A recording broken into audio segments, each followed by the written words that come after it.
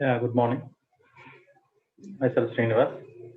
So today my topic is optical isomerism.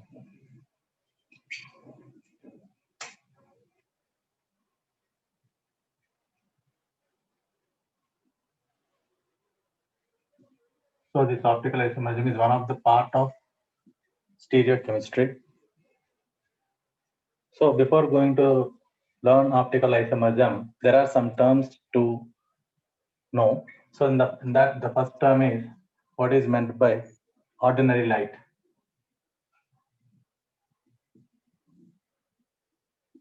Ordinary light is the light which is having vibrations in all possible planes, like this, and plane polarized light, PPL. So the light having vibrations, the light having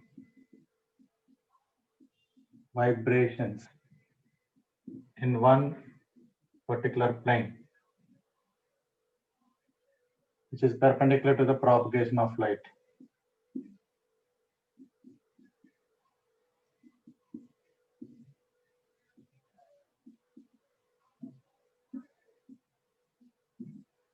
Is called plane polarized light.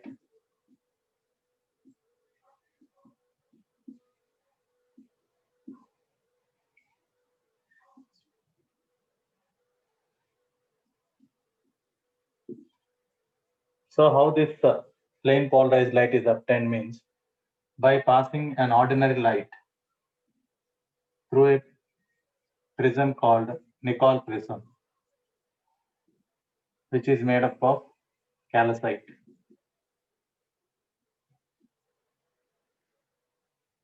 So when an ordinary light is passed through Nicol prism, then you will get plane polarized light. Okay. So here, if any compound which rotates this plane polarized light either towards right side or left side, then we say that that molecule is optically active molecule. And if it does not rotate to any direction, then it is called as optically inactive. So a substance which rotates the plane polarized light towards right side or left side is called as optical active substance. What is called as optical active substance? A substance which rotates the PPL towards right side or left side. You can say either clockwise or anti-clockwise direction. Either clockwise or anti-clockwise direction. So this anti-clockwise direction is also called as counterclockwise direction. So then that substance is called as optically active substance, and the phenomenon of rotation of PPL, either right to rotate either right side or left side, is called as optical activity. That phenomenon of rotation of plane polarized light is called as optical activity.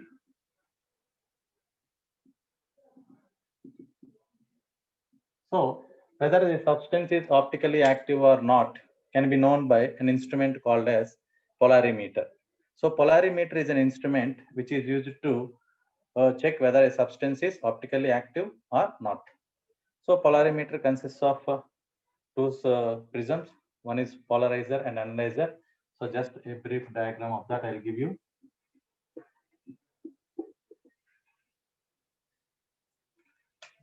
So if you take here a source of light,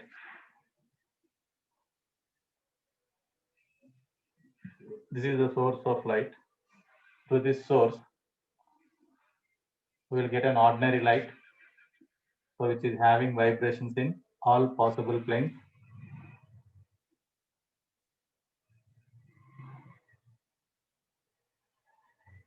Which is having vibrations in all possible planes.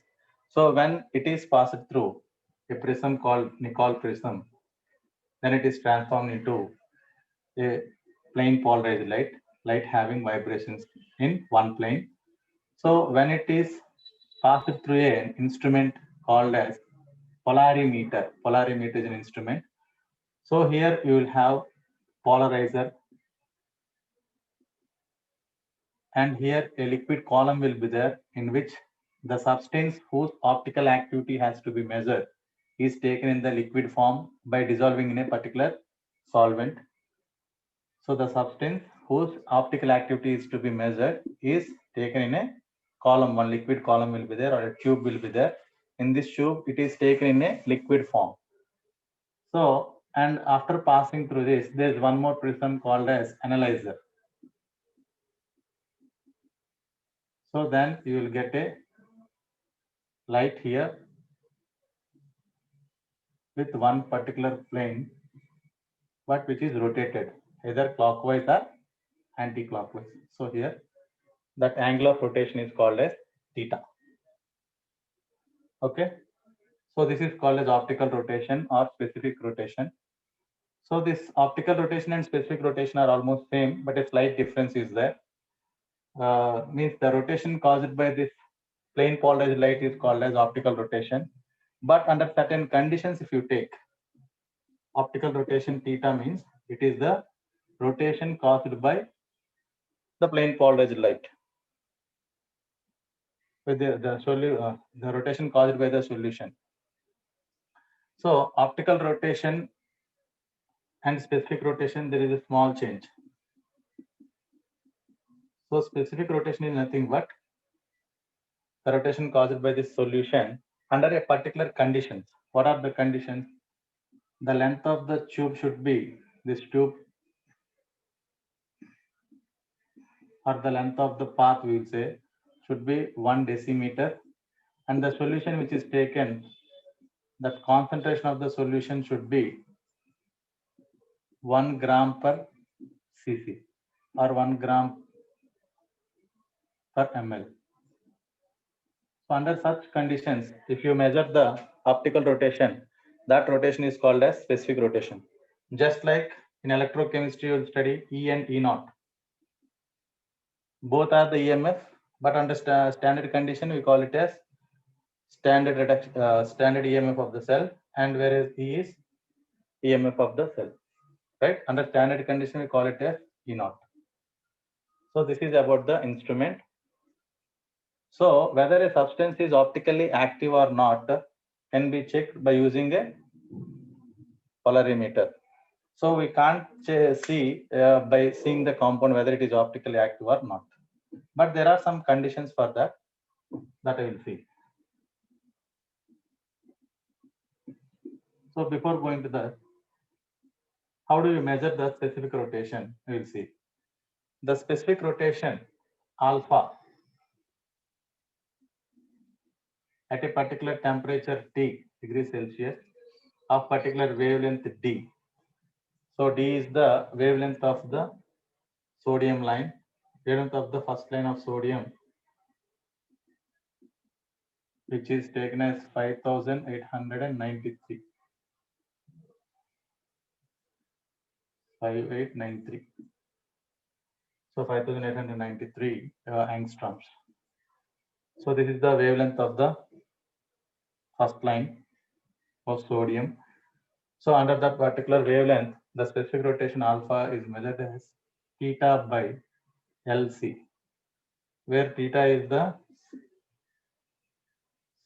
angle of rotation, L is the length of the tube, length of the column or length of the tube, C is the concentration of the solution per ml. Concentration of the solution, it is measured. So next one. So this alpha depends upon 4 factors. So this depends upon the length, concentration, and not only that, the nature of wavelength of the light used,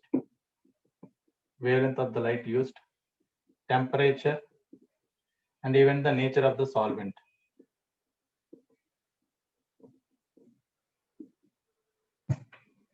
Okay.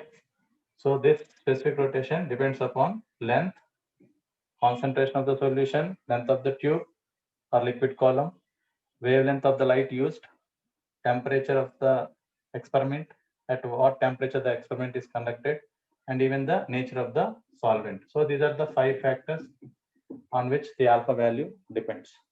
So now we will see the conditions for optical activity. So as I said, the molecules which rotates the plane polarized light either towards right side or left side are called as optically active substances, and that phenomenon is called as optical activity. So if the molecule rotates the PPL, if molecule rotates the plane polarized light towards clockwise direction, then it is called as dextrorotatory, and it is represented with small d or plus symbol. In the same way, if the molecule rotates the PPL, if the molecule rotates the PPL, plane polarized light, towards anti-clockwise direction or counterclockwise direction, towards left or anti-clockwise direction, then that molecule is termed as levorotatory. Levorotatory. And it is represented with the symbol small l or minus. Okay, so this is how we will represent a molecule, whether it is dextrorotatory or levorotatory. And if the substance does not rotate, the molecule does not rotate, the substance does not rotate the PPL to either of the direction, then it is called as optically inactive substance. Optically inactive substance. So for optical active substances only, we can say whether it is dextrorotatory or levorotatory. So now, what are the conditions for optical activity? That we'll see. So is it clear?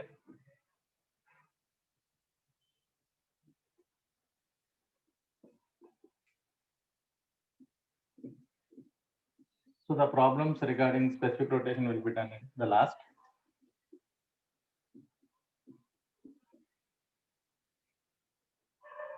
So the only condition for a molecule to exhibit optical activity is chirality. So what do you mean by chirality? The property of non-superimposability of an object. The property of non-superimposability of an object. The property of non-superimposability of an object on its image. On its image is called chirality, and that object is called as chiral object, and that molecule is called as chiral molecule. So if any molecule you take the image of that molecule, and if you see that condition, that is non-superimposability on its mirror image, then that molecule is said to be chiral molecule, and that property is called as chirality. So this is the only condition for a molecule to exhibit optical activity. Okay, now we'll see some examples. There are some other conditions also, but so this is the main condition. So the molecules which show optical activity. So before going to that, we should know one term called as chiral carbon or chiral carbon. Chiral or chiral, you can say chiral carbon. It is also called as stereocarbon or asymmetric carbon. So what do you mean by asymmetric carbon or asymmetric center or chiral center? So these are all the words we'll use. So a tetrahedral carbon means carbon having 4 different atoms which are arranged in tetrahedral way. So tetrahedral carbon having 4 atoms, 4 different atoms or group around it is called as chiral carbon. So the arrangement of 4 atoms or groups around a tetrahedral carbon is called as configuration. So what do you mean by configuration? The arrangement of 4 different atoms or groups around a tetrahedral carbon is called as configuration. And if this configuration of the carbon is different, all the 4 atoms are grouped. So suppose you take it as E for the confusion, A, B, E, D. So if all the 4 atoms or groups surrounded by the carbon are different, then we say that it is a chiral carbon or chiral center or asymmetric center. Okay. So, and it is represented with the symbol asterisk. Asterisk symbol you will use, star symbol. Asterisk symbol you will use. Fine. So compounds having one chiral carbon are always optically active. So suppose if you take an example, carbon H, Br, CH3, suppose Cl. So this carbon is optically active. Why? Because if you take an image of this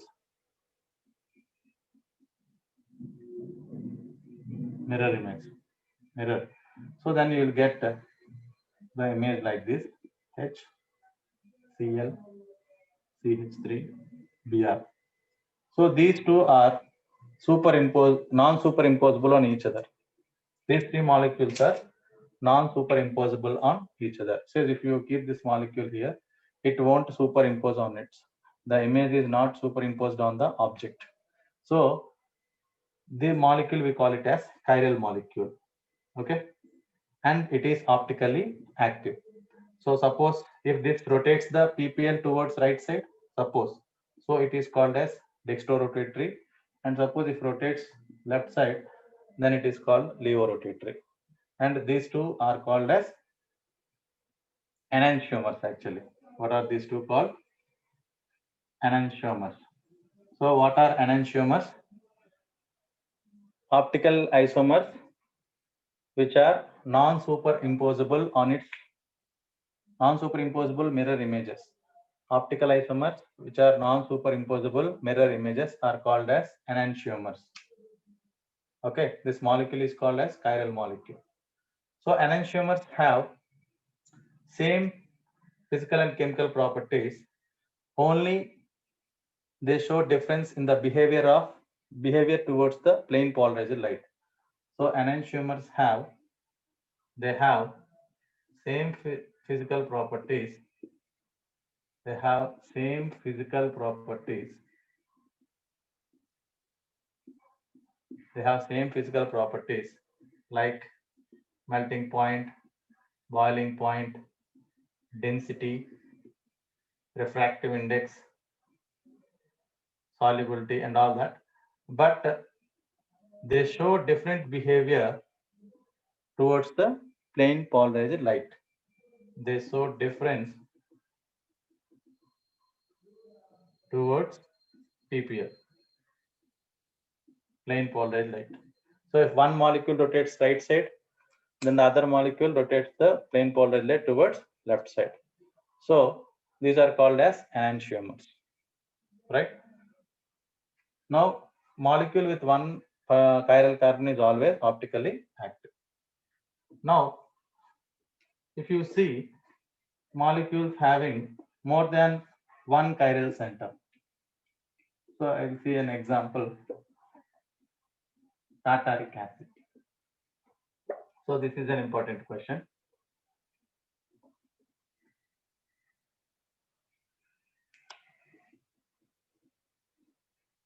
Optical activity or optical isomerism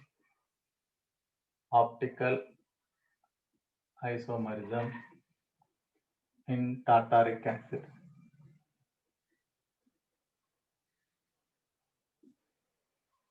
Okay.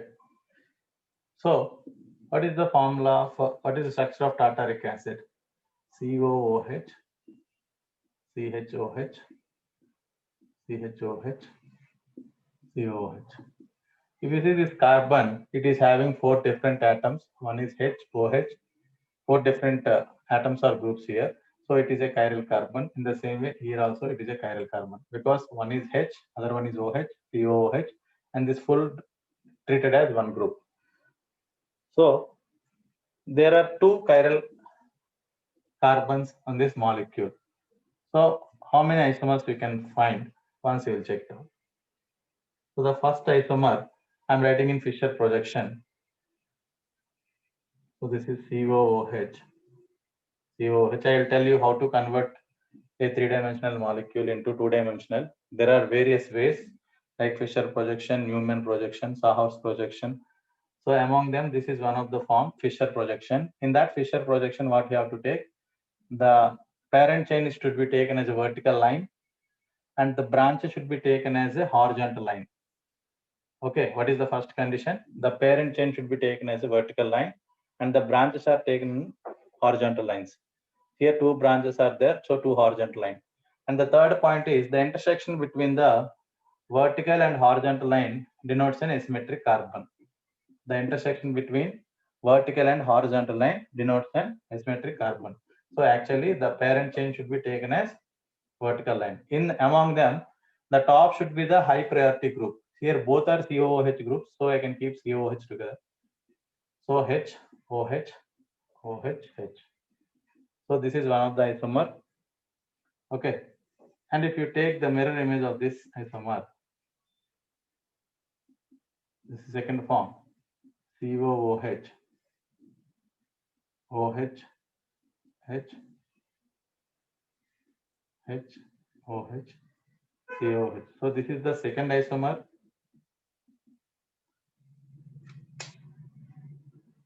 And the third isomer, COOH, HOH, HOH, COOH. So actually one more isomer will come, but both are the same. I'll tell you why. So we'll talk about the first 2 structures now. Later we'll talk to the third structure. So here there are 3 isomers possible for tartaric acid. So 1, 2, and 3. Okay.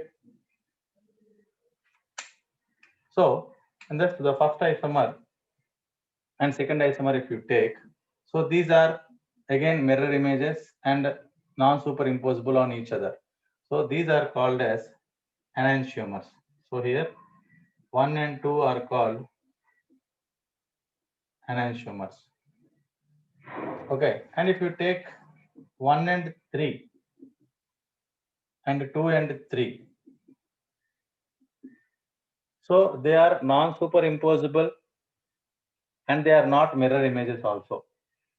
So here 2 and 3 and 1 and 3 are non-superimposable on each other and they are not at all mirror images at all. 1 and 3 is not a mirror image and 2 and 3. So such type of relationship we call it as diastereomers. What are those? Diastereomers. So enantiomers are what? Non-superimposable mirror images.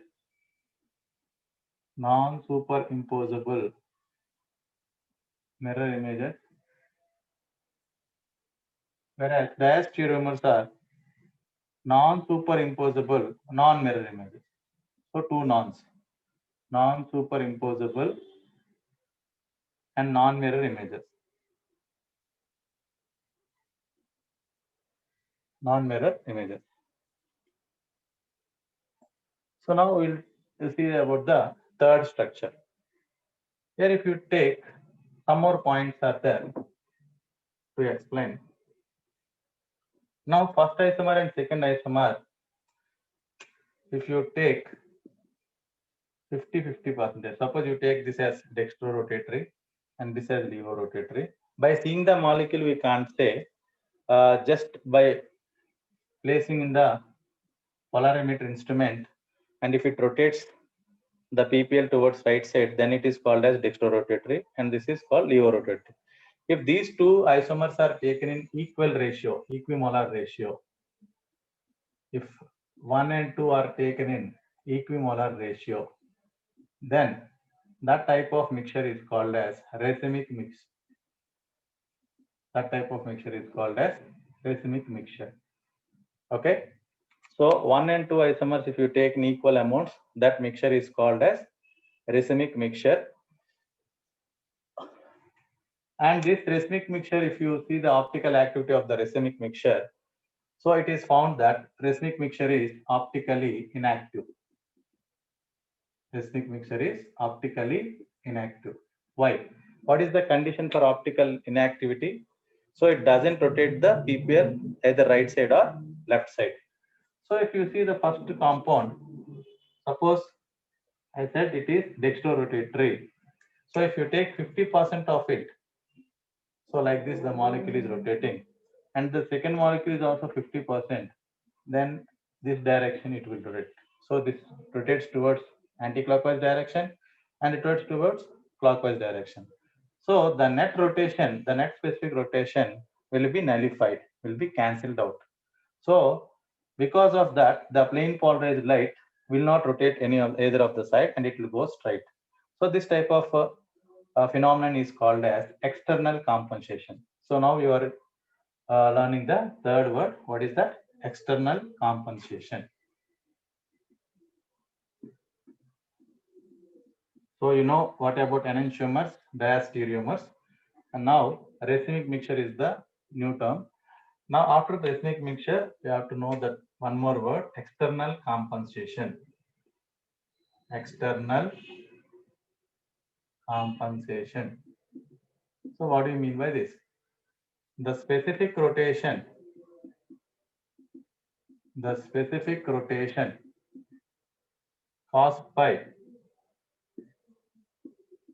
caused by one molecule is exactly neutralized, is cancelled by an equal and opposite rotation. An equal and opposite rotation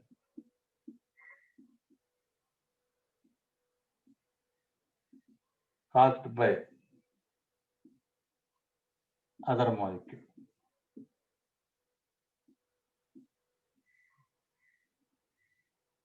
So what is external compensation? The specific rotation caused by one molecule is cancelled or nullified by an equal and opposite rotation caused by the other molecule. So because of this, the plane polarized light will go straight without any deflection, and that phenomenon is called as external compensation. So what you have to learn? Racemic mixture is optically inactive due to external compensation. So what is external compensation? The rotation caused by one molecule is nullified by the equal magnitude but in opposite direction. So it will be cancelled. See, one is rotating like this and other one is rotating like this. So it will get cancelled and the PPL will move straight without any deviation. So that phenomenon is called as external compensation. So now we'll talk about the third substance. So that is tartaric acid, third isomer.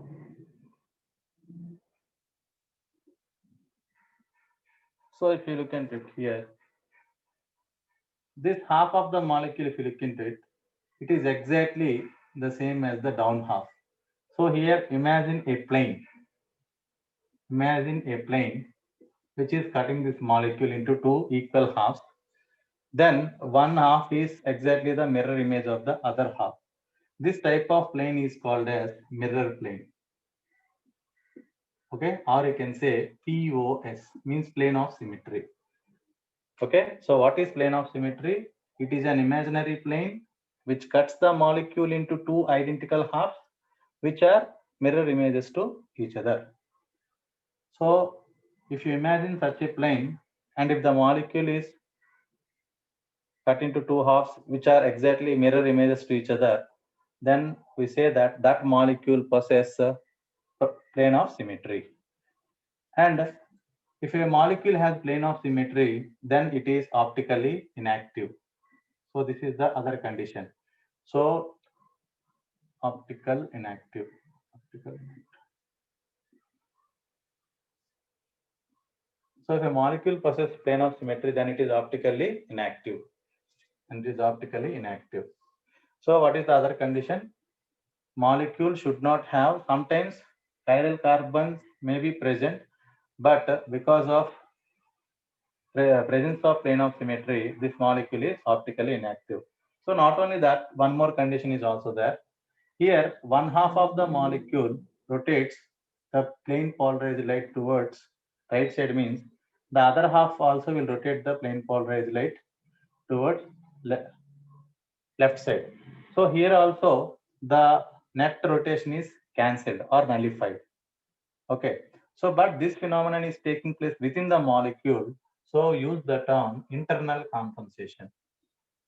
Internal compensation. So how do we define them?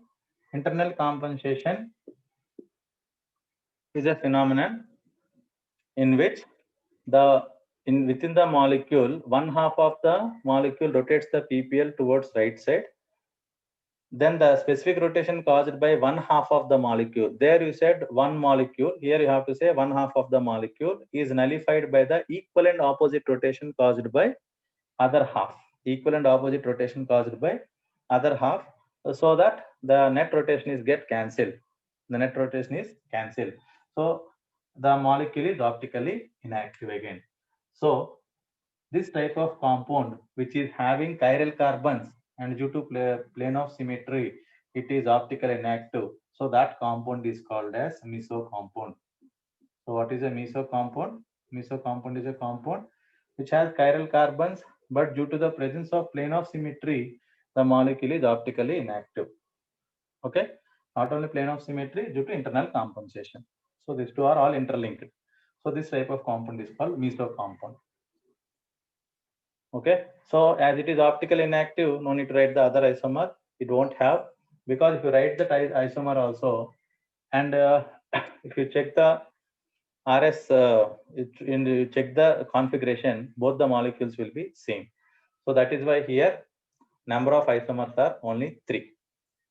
Okay, so the total number of isomers present are 2 power n minus 1. So these are the total number of isomers, optical isomers.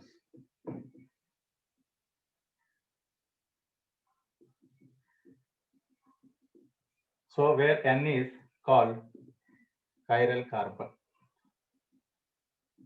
So here how many chiral carbons are there? 2 square minus 1, so 3. Among these 3, so we can also give the total number of isomers as A plus M. A plus M also will give the total number of optical isomers. So where A is called optical active isomers, and M is called number of mesoforms. So in this molecule, one mesoform and 2 optically active isomers are there. So the total isomers are 3. And one racemic mixture is present in this. Okay. So why this formula means? Because the 2 carbons are similar chiral carbons. Similar chiral carbons. See, if you check this carbon, one is H, one is OH, one is COOH. The other one is CHOH, COOH. So for this carbon also, if you check, one is H, OH, COH. So these 2 chiral carbons are similar chiral centers. Similar chiral centers. The total number of isomers, is equal to 2 power n minus 1 optical isomers. Okay, among them 2 are optically active and 1 is mesoform. So these are the terms involved in the optical activity of tartaric acid. So once again, so tartaric acid has how many isomers? There are 3 isomers and 2 chiral carbons.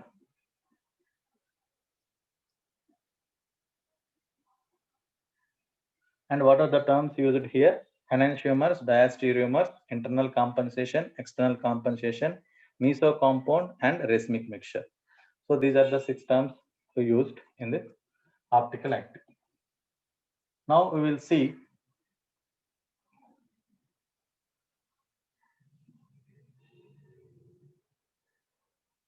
hello.